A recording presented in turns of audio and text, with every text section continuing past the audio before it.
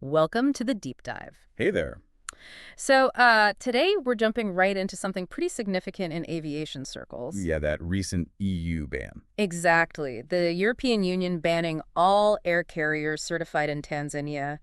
And this whole deep dive, it's based entirely on the sources you provided, the articles, the notes, all that material. Right. And our mission really is just to unpack that, cut through the noise a bit, and see what the core findings are, what it all means. Okay, let's get straight to it then. The headline finding from these sources is, well, it's pretty blunt. hmm The EU announced a sweeping ban this week, covers all air carriers certified in Tanzania, every single one. And that includes the big one, Air Tanzania, the national airline. Yep. Includes them too. That's a major move. And the sources are clear on the state of reason, right? They are. It comes down to serious safety deficiencies. That's the official line. Deficiencies found in both how things are run day to day, the operational side, Uh-huh. and also in the oversight system, the regulatory part that's supposed to ensure safety. Okay, serious safety deficiencies. Sounds, well, serious. Did the sources get specific about what kind of problems they found? They did. The assessment reports pointed towards systemic weaknesses. So not just isolated incidents, but bigger issues baked into the system. Like what, specifically? Things like not enough qualified people doing the safety checks and oversight. Yeah. Issues with how effectively safety standards were being enforced for, actual flight operations, how planes are flown, Right. and also airworthiness, how they're maintained. The reports apparently showed repeated failures to meet standard international safety norms. So it sounds like a double whammy. Yeah. The regulator maybe wasn't policing things effectively. Yeah. And the airlines themselves weren't consistently hitting those safety marks. That's the picture painted by the sources exactly. And it's important. The European Commission really stressed this point according to the material, What is that? that the decision was purely technical, based on these regulatory safety evaluations, not political. Right, and they'd want to emphasize that, especially given, well, something else the source materials touched upon. All of that. Just that this timing, it happens to coincide with other things being reported completely separately.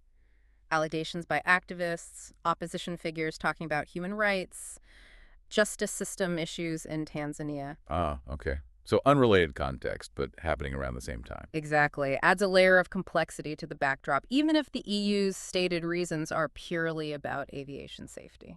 Gotcha. So focusing back on the aviation side then, Yeah. the impact.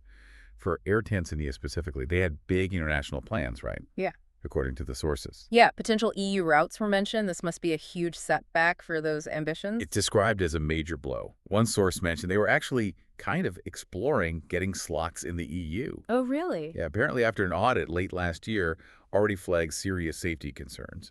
So they were maybe hoping a vetting process could work, but instead, this blanket ban. So they knew issues existed, were maybe trying to address them, but the system-wide problems were just too much for the EU regulators. Seems that way. And Tanzania now joins quite a list. Sources say 17 countries whose aviation oversight the EU deems inadequate, Wow. leading to bans on 142 airlines globally because of those regulatory feelings as part of this bigger EU push for safety standards in their airspace. Okay, so what's the path back? How could Tanzanian airlines like Air Tanzania get off this list? Well, the sources suggest they need to fix those specific safety problems that were identified, address the shortcomings. Is it about the planes themselves? Apparently not.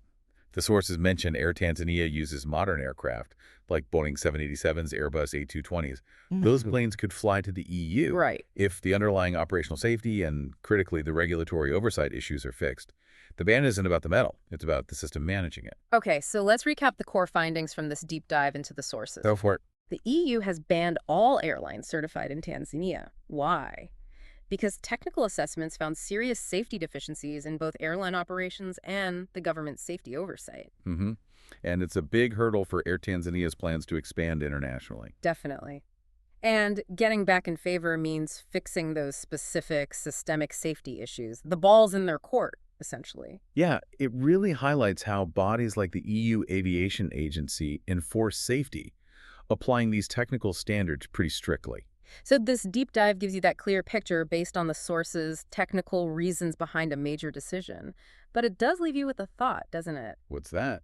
Just thinking about how technical compliance, like meeting these international safety rules, intersects with a country's wider reputation and maybe its internal challenges. Ah, yeah.